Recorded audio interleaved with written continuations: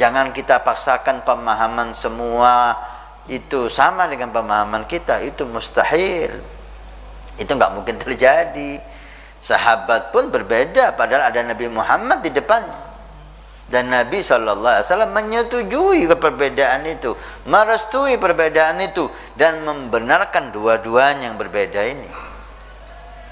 Ingin mendapatkan informasi eksklusif seputar kegiatan dakwah, jadwal streaming, dan manfaat ilmu dari guru kita Al-Habib Hasan bin Ismail Al-Mudhar?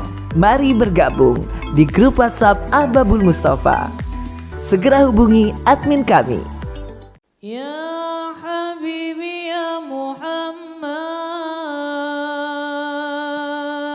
Assalamualaikum ya Habibana. Saya dari Bandung mau bertanya, apa solusinya ketika saya berbeda pendapat dalam pandangan agama dalam hal tasawuf dengan orang tua saya?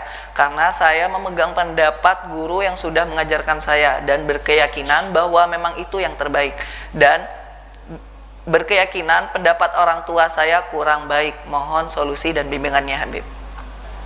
Selama yang dibahas itu bukan asas agama, selama pembahasan itu lil ulama majalun fil ijtihad, ulama punya peluang untuk ijtihad, maka jangan terlalu kita masalahkan perbedaan itu.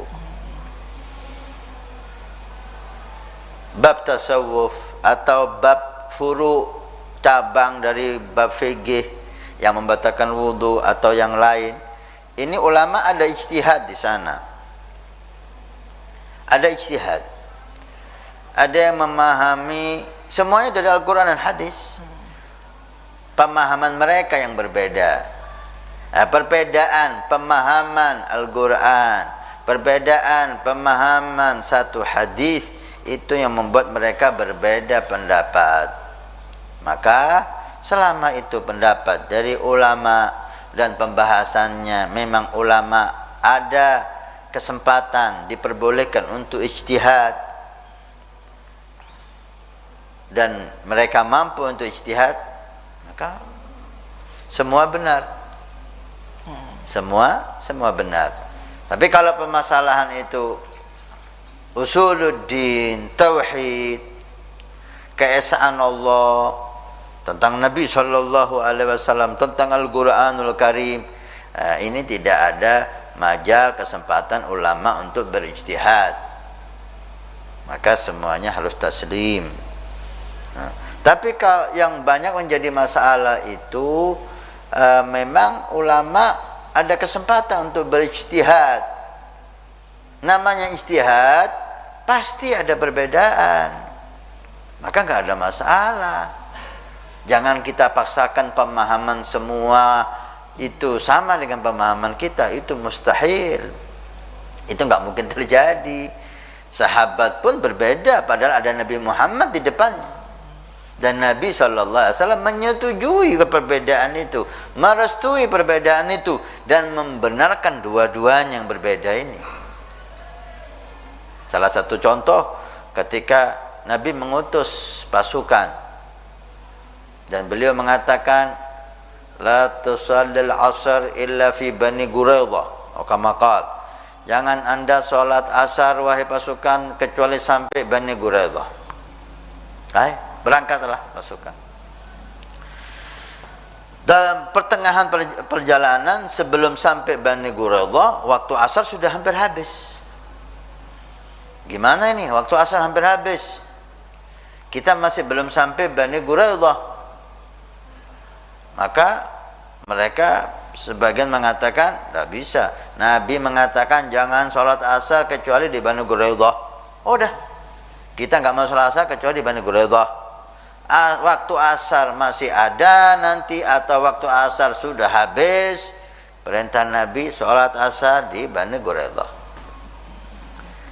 Sebagian pendapat yang lain, pendapat sahabat yang lain mengatakan maksud Nabi itu kita disuruh cepat berjalan supaya sampai Bani Quraidah asar masih ada. Dan sekarang ini karena keterlambatan waktu asar mau habis, maka kita sholat asar dulu, baru kita lanjutkan perjalanan. Karena kalau dipaksakan akan habis waktu asar.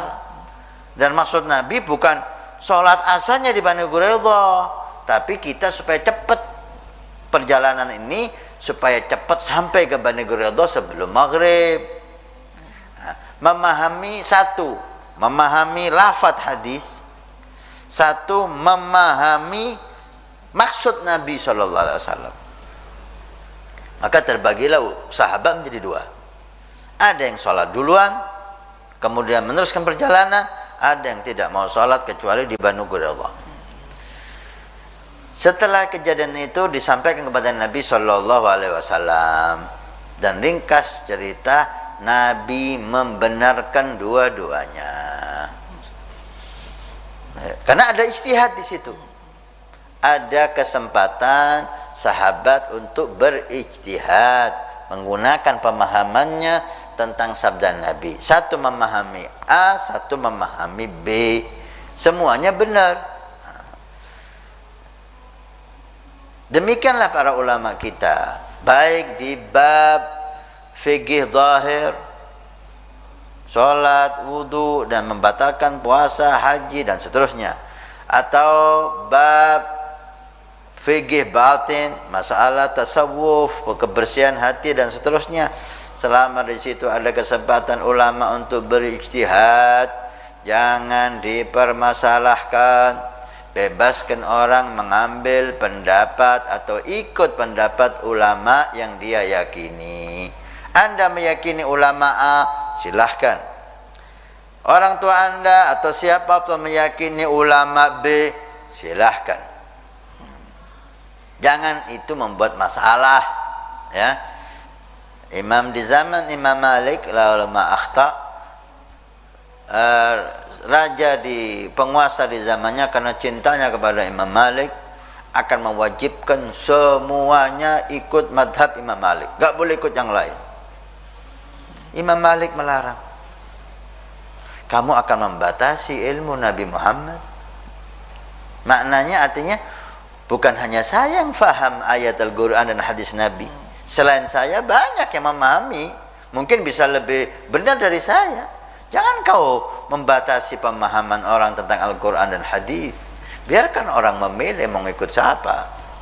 Begitu bijak ya beliau.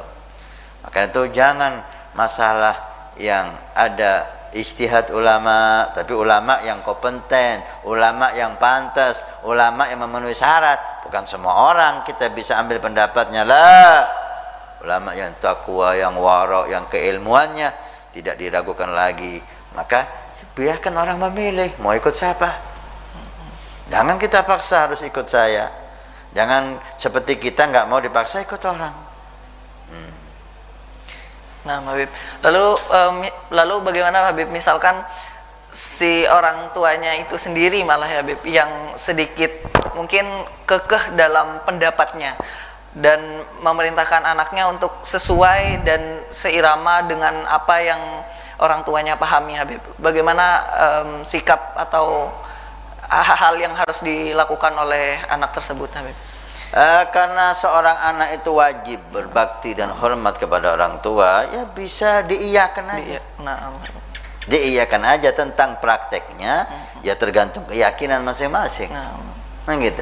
Jangan kita sok membela pendapat kita yang kita yakini benar sehingga kita kurang ajar sama orang tua kita. Lah, diiyakan. Insya Allah saya pelajari lagi Pak. Insya Allah saya tanyakan lagi Pak. Nah, kalau orang tua yang bijak, yang punya akal sehat, ya saya kira itu udah cukup.